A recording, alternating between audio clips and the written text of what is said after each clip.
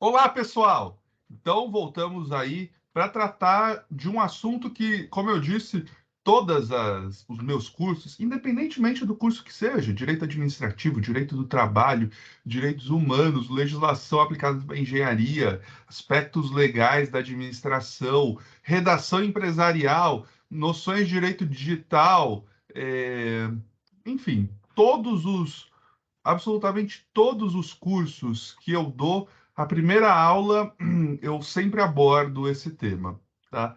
É um tema pesado, puxado, talvez vocês podem ter as aulas mais difíceis de todas, cálculo, sei lá, é, mas essa é certamente a aula mais pesada. É provavelmente a aula mais pesada, não certamente, mas é possível que essa seja a aula mais pesada de toda a sua graduação. Hoje a gente vai falar sobre saúde mental. Bom, se você já foi meu aluno, já foi minha aluna, você já viu essa aula. Não posso fazer nada. Os colegas vão ver pela primeira vez. Saúde mental é um tema que, de alguma forma, todos nós, todo mundo, encara, enfrenta, lida com esse tema, mas ninguém quer falar sobre isso, né?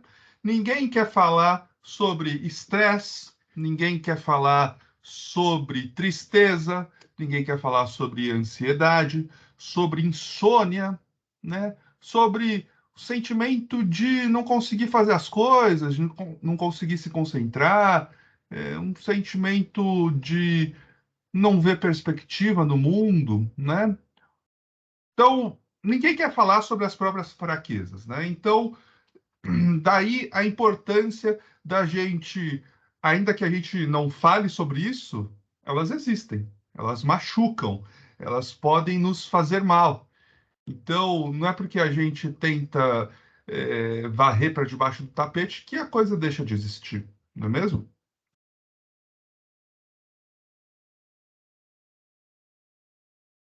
Então, a forma de lidar com isso é de alguma forma, eu diria, uma abordagem radical.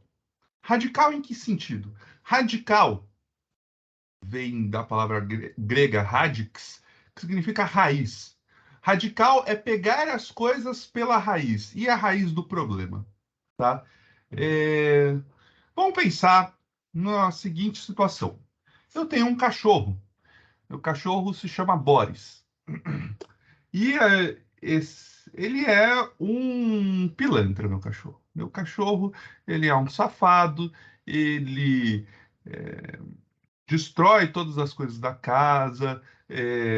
Quando passa um outro cachorro, ele late, não sabe conviver. A gente fala que ele é um delinquente, o Boris.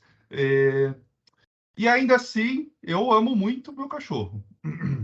Ele tá ficando velhinho, cada vez mais velhinho, tá tendo problema. Aí gasta uma nota preta de veterinário, precisa toda hora correr com ele, né? Sempre tem alguma coisinha, enfim. E ele continua sendo o mesmo delinquente de sempre. Come vidro na rua, late para as pessoas. Mesmo assim, ele é o meu delinquente. É, Um dia ele vai morrer. E quando o Boris morrer, vou ficar extremamente triste. Eu vou ficar muito chateado quando o Borinho se for. Depois de um certo tempo, essa tristeza vai passar. E essa tristeza, ela não é que ela vai sumir, mas ela vai se transformando em saudade, né? Em bons momentos, em recordações de bons momentos que eu tive com ele, né? E basicamente saudade, né? Essa palavra é tipicamente portuguesa. Tristeza é algo que faz parte da vida, né? A gente se relaciona com várias pessoas durante a vida, briga com elas, pelos mais diferentes motivos. Ou então, às vezes a gente não briga com elas, mas as pessoas amadas se partem, né? Vão embora. É, essa é a única certeza que a gente tem na vida, né? Que a gente nasceu e que a gente vai morrer, ou seja, as duas únicas certezas, né? Que todo mundo nasceu e todo mundo vai morrer. Então, esses momentos tristes, eles fazem parte da vida de todo mundo. É, Agora, uma coisa é tristeza. Esses momentos tristes, eles podem muitas vezes é, nos fortalecer, né? Nos tornar mais forte para encarar os problemas da vida, né? Agora, uma coisa diferente, muito diferente disso que eu estou falando, é a depressão. A depressão é aquela tristeza que não passa. Não importa se meu time ganhou, não importa se meu cachorro está bem, não importa se é, eu briguei com a minha esposa, não importa se meu sobrinho tirou 10 na prova ou se ele foi expulso do colégio, não importa. Eu vou estar sempre triste, né? Então, é o que a gente chama de síndrome amotivacional. Na verdade, a depressão é uma doença que pode se expressar de diversas maneiras, né? Existe uma, uma doença que é associada à depressão, que é a bipolaridade. E aí a bipolaridade não é exatamente assim. Ela é como uma montanha russa, né? E aí a pessoa está super bem em um momento e em seguida está super mal e depois está super bem, depois está super mal. O ex-vocalista do Linkin Park, uma banda da minha época, né? Você tinha vídeos dele no dia anterior da morte dele, dele com a família, rindo, brincando, e no dia seguinte se matou. Ou seja, pode acontecer com qualquer um e em qualquer momento da vida, tá? Existe, é mais comum, assim, do ponto de vista da probabilidade, estatisticamente, é mais comum a depressão incidir em pessoas que estão em mudança. Como assim? Por exemplo, a criança que está virando adulto, ou seja, o jovem, né? O, a pessoa que está saindo da faculdade e buscando o primeiro emprego, está saindo da casa dos pais. Ou então, mais para frente, o trabalhador, o adulto que está indo para a velhice, né? Então, tem essa fase. Nas mulheres, a menopausa, por exemplo, é um momento dessa fase de transição, né? Do ponto de vista reprodutivo. Então, nessas populações que estão em transição, é mais comum, do ponto de vista estatístico, incidir a depressão. Mas é importante dizer que essa doença, ela não tem exatamente uma classe social, um gênero, uma alguma etnia que tenha maior incidência. Ela pode afetar qualquer pessoa. Tem um cara chamado Antoine Bourdain. Antoine Bourdain era um grande chefe de cozinha internacional. E aí, ele cozinhava, se não me engano, num dos restaurantes mais prestigiados de Nova York. E aí, estrela Michelin, tal, o cara top dos tops, né? E aí, ele era um cara que era popular, assim, as pessoas gostavam dele, né? Boa praça, digamos assim. E aí ele ganhou um programa de televisão em que ele viajava pelo mundo, viajava por vários países do mundo inteiro, né? América, África, Europa, Ásia, Oceania, e ficava hospedado sempre em hotéis 5 estrelas e comia nesses restaurantes desses hotéis, né? Ou comia nos melhores restaurantes daqueles países. Então ele vai para o Brasil, come no melhor, se hospeda no melhor hotel e come melhor hotel, e aí ele dava as impressões dele, como que é a comida, é, é, a melhor comida do melhor restaurante do Brasil. Ele vai para o Marrocos, como que é a melhor comida do melhor restaurante do Marrocos? Esse era o trabalho dele. Esse cara ganhava super bem, tinha um programa que fazia muito sucesso, né? Tinha os seus fãs e tinha essa profissão que é, de alguma forma, a profissão dos sonhos de muita gente, né? Uma profissão que parece ser muito legal. Mesmo assim, esse cara acabou cometendo suicídio, né? Encontraram ele numa suíte presidencial lá, enforcado.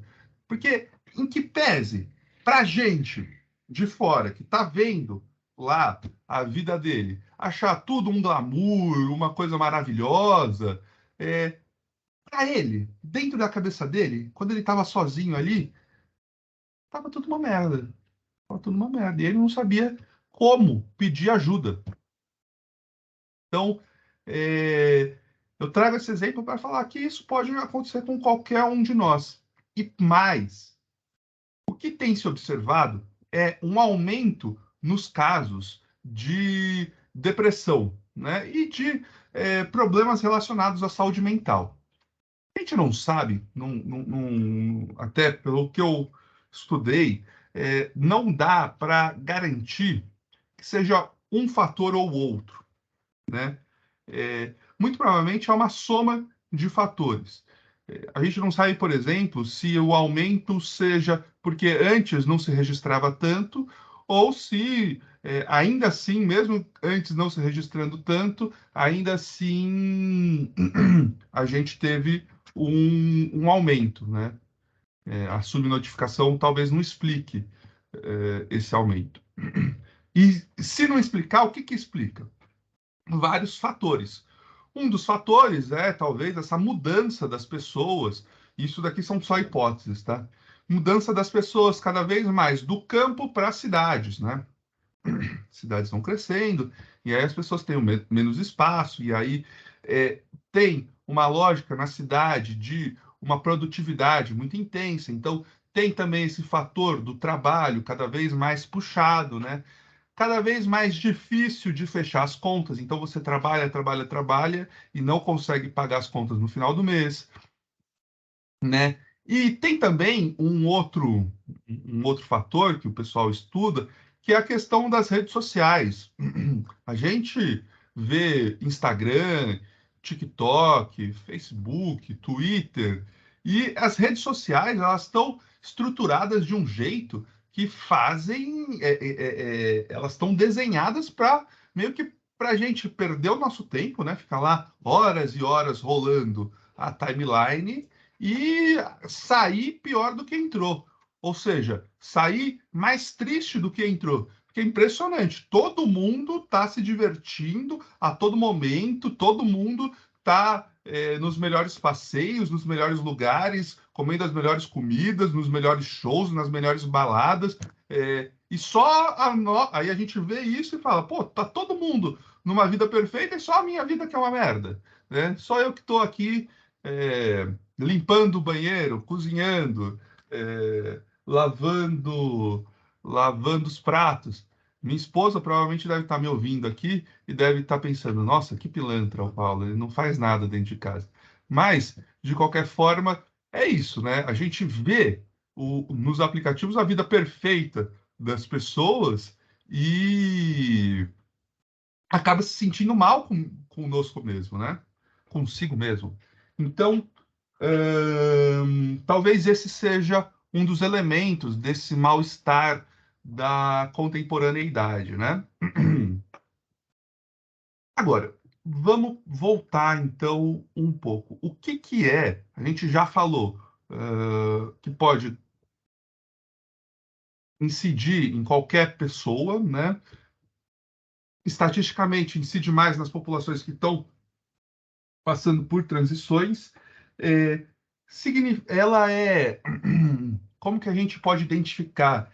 A gente identifica a maior questão dela é essa síndrome amotivacional, aquela vontade de fazer nada, Claro, existe a vontade de fazer nada depois de uma semana de trabalho, que tipo, você está cansado e você quer ficar jogado no sofá assistindo TV. Tudo bem. Mas existe aquele eu não quero levantar da cama, porque se eu levantar da cama, eu vou ter que interagir com as pessoas e vai ser horrível. Enfim. É, isso é o que a gente chama de síndrome amotivacional, é aquela vontade de não fazer nada para sempre. E nessa perspectiva de, independentemente do que acontece, tá sempre ruim toda hora, né? Parece que tem uma nuvenzinha assim em cima da nossa cabeça, chovendo o tempo inteiro, independentemente do que acontece. Existe uma questão que é o seguinte: às vezes a depressão ela vai ocorrer, ela vai estar associada com outros sintomas. Só que esses outros sintomas eles podem ser muito díspares um do outro. Então, tem gente que com depressão acaba emagrecendo muito porque não tem vontade de levantar, não tem vontade de comer nada, fica definhando mesmo, né? Isso pode levar à morte por desnutrição, por exemplo. Tem gente que, diante de um quadro de depressão, o contrário, começa a comer, comer, comer, porque é o único alívio que encontra ali para aquela dor que sente dentro de si, né? Então, tem gente que dorme demais diante de um quadro de depressão, porque não tem vontade de fazer nada, fica na cama e dorme, dorme, dorme, dorme. E tem gente que é o contrário, que fica que fica na cama ali virando para um lado e para o outro e acaba tendo insônia, né, e não consegue dormir. Enfim, pode ter vários componentes. O que é muito comum em praticamente todos os diagnósticos é essa síndrome motivacional, ou seja, essa vontade de não fazer nada, essa de que nada faz sentido, né? Enfim. Vamos pensar como que a gente pode ajudar uma pessoa com depressão. Primeira coisa, e assim, Se precisar, se precisar ficar uma coisa gravada na cabeça de vocês dessa aula, é que depressão não é mimimi. Depressão é uma doença, tá? Então, se precisar gravar uma coisa dessa aula é que depressão não é mimimi, depressão é uma doença, tá? Como que a gente pode ajudar uma pessoa que tenha essa doença? Então, vamos pensar num exemplo de, não de depressão, mas de tristeza. Vamos pensar, por exemplo, que eu me separo da minha esposa. Eu me separo da minha esposa, eu vou ficar muito triste. Afinal, a gente está junto há mais de 16 anos, lá desde o ensino médio. Vai ser uma droga. Eu vou ficar triste, né? E vou ficar ouvindo aquelas músicas de sofrência, né? Vou chorar, vou beber, enfim, vai ser uma merda. Depois de algum tempo, meus amigos vão me chamar para sair, e aí eu vou sair com eles, e vai ser uma merda ainda assim, né? Porque vai tocar alguma música que vai fazer eu me lembrar da minha esposa, e aí eu vou chorar, e aí eu vou ser uma péssima companhia, etc, etc, etc. Mas em algum momento, vou melhorar e vou tocar minha vida para frente, certo? Agora, isso porque eu estava com um quadro de tristeza, não de depressão. Imagina agora um quadro de depressão. A pessoa está com depressão e eu chamo ela para sair. Meio que obrigo ela a sair. Né? Não, vai sair sim, você precisa sair dessa casa, não sei o quê. Vamos lá, vamos para a balada, não sei o quê. Olha só, uma pessoa que tem depressão, se você deixar ela quieta, sozinha, ela vai definhando aos poucos, né? É, é uma coisa ruim, deixar a pessoa lá escondida, lá fechada, é uma coisa ruim. Agora, jogar essa pessoa no meio da multidão, com interação social, com um monte de gente se divertindo, bebendo, rindo, isso é uma tortura para a pessoa, uma tortura. Porque ela vai pensar assim: olha só, toda essa gente aqui tá feliz e só eu que não tô. Que merda! Por que que isso está acontecendo comigo? Ah, não, vou levar ela na minha igreja. Ela vai pensar assim, sei lá, ela é evangélica. É, Deus ama todo mundo, mas mesmo assim eu não quero viver. Todo mundo aqui está feliz de estar na igreja e eu não tô. Eu não queria estar aqui, eu não queria estar falando com ninguém, não queria ver ninguém, não queria ouvir essas pessoas. Ah, não, vou levar no jogo de futebol. Porra, vai ser uma merda de qualquer jeito. Por quê? Depressão é uma doença. Depressão não é mimimi. Vamos pensar um outro exemplo. Eu, Paulo, tenho uma doença chamada pressão alta. Todos os dias eu acordo e tomo meu remédio para pressão. Tomo 2 vezes por dia, de manhã e de noite, quando eu me lembro de tomar à noite, né? Tomo meu remédio para pressão. Quando eu não tomo remédio para pressão, minha pressão vai lá em cima. O normal é 12 por 8. Vamos chutar um valor aqui. 14 por 10, sei lá. 16 por 10, não sei. Adianta alguma coisa você que está me vendo agora virar para mim e falar: Paulo, sua pressão, olha, tirei aqui, tá 16 por 10. Tá muito alto. Fica calmo, fica tranquilo, sai dessa, baixa essa pressão. Não adianta nada. Não adianta nada. Para baixar minha pressão, eu não preciso de incentivo, não preciso de força de vontade, eu preciso de tratamento. Eu preciso de uma dieta mais balanceada, menos sal na minha comida, tomar remédio, né? É a mesma coisa com a depressão. Para sair dessa, não adianta falar, dar tapinha nas costas e falar, sai dessa, é, se anima, vamos lá na balada. Não adianta isso. Não é isso que vai fazer uma pessoa sair da depressão. O que ajuda as pessoas a saírem da depressão é tratamento. Então, eu acabei de falar o que não se deve fazer. Não se deve obrigar, forçar a pessoa que você acha que está com depressão a ir nos lugares, tal. Isso não é o que se deve fazer. Então, a pergunta é: o que se deve fazer? Bom, quando as pessoas falam sobre como lidar com alguém que está com depressão, os especialistas costumam usar uma palavra chamada acolhimento. É preciso dar acolhimento para a pessoa que está com depressão. É bem verdade, só que eles falam é preciso dar acolhimento e viram as costas e vão embora. Mas o que é acolhimento? Bom, primeira coisa é, se a gente puder resumir essa história de acolhimento, é ouvir a pessoa que está com depressão.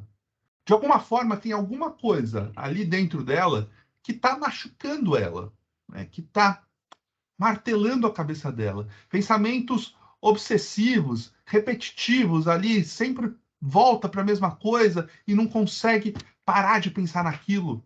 Como que é a forma da gente entrar nesse pensamento e de alguma forma tratar ele? Pela palavra. Então, para dar acolhimento, é preciso que a gente ouça a outra pessoa, a pessoa que está com depressão.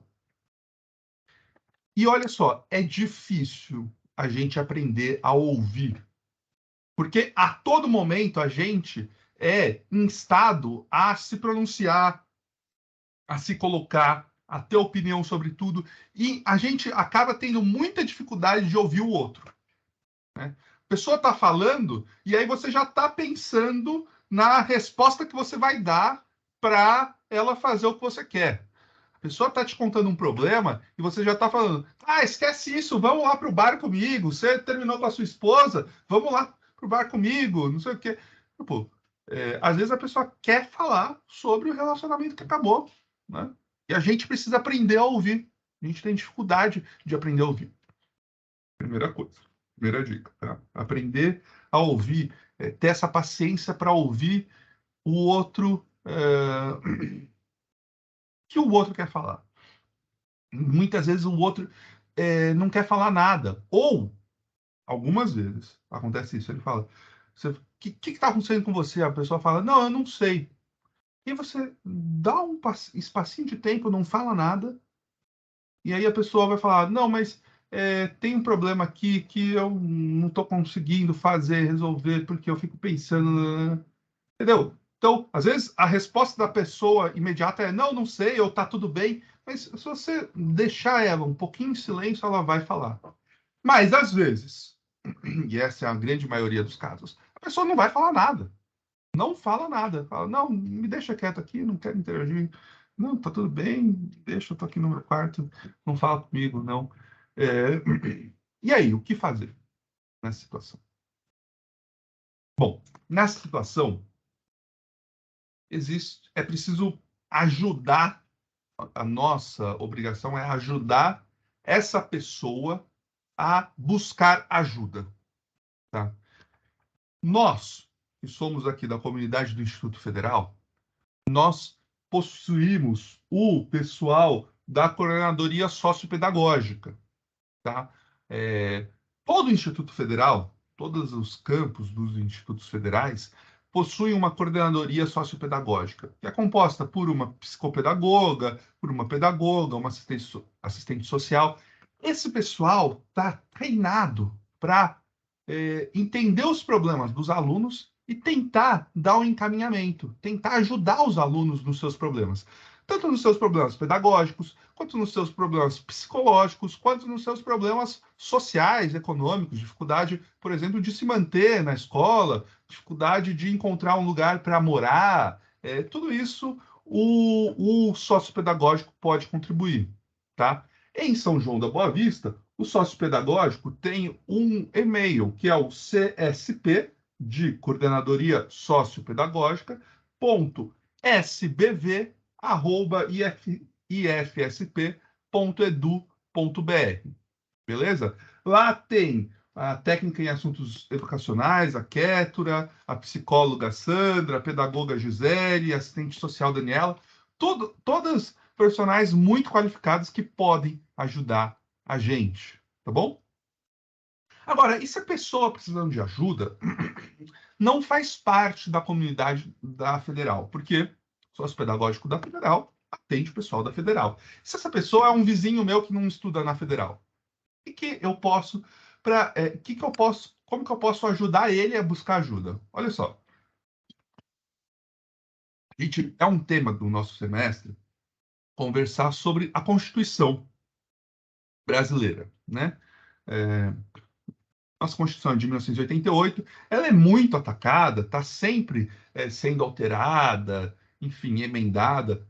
Só que ela é uma Constituição assim sem igual no mundo. É uma das melhores constituições do planeta Terra. A gente tem que ter muito orgulho da Constituição brasileira. É, Ela tem sido vilipendiada, assim, atacada de noite, sobretudo nos últimos anos. Porém, ainda assim, ela resiste. E ela resiste porque ela aprofundou um projeto de nação no Brasil. Um dos pilares desse projeto de nação é o Sistema Único de Saúde, o SUS. A gente tem que ter muito, muito orgulho do SUS, que também está cada dia mais difícil o SUS, porque eles estão tirando, não porque o SUS seja ruim, mas porque eles estão tirando o dinheiro do SUS para rachadinha, para corrupção, enfim, para privatização, né? Os planos de saúde odeiam o SUS.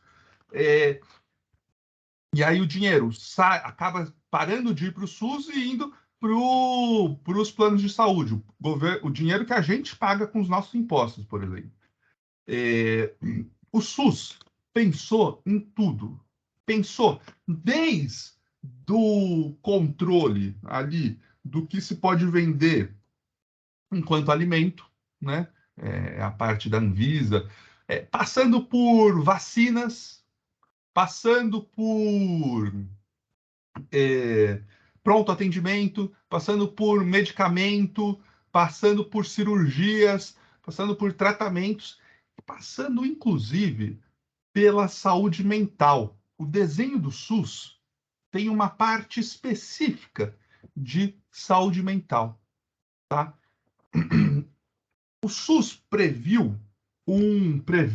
uma ajuda, né? Um espaço que é destinado a cuidar da saúde mental. O nome desse espaço é CAPS, que são os Centros de Atendimento Psicossociais. Não são todas as cidades que possuem CAPS.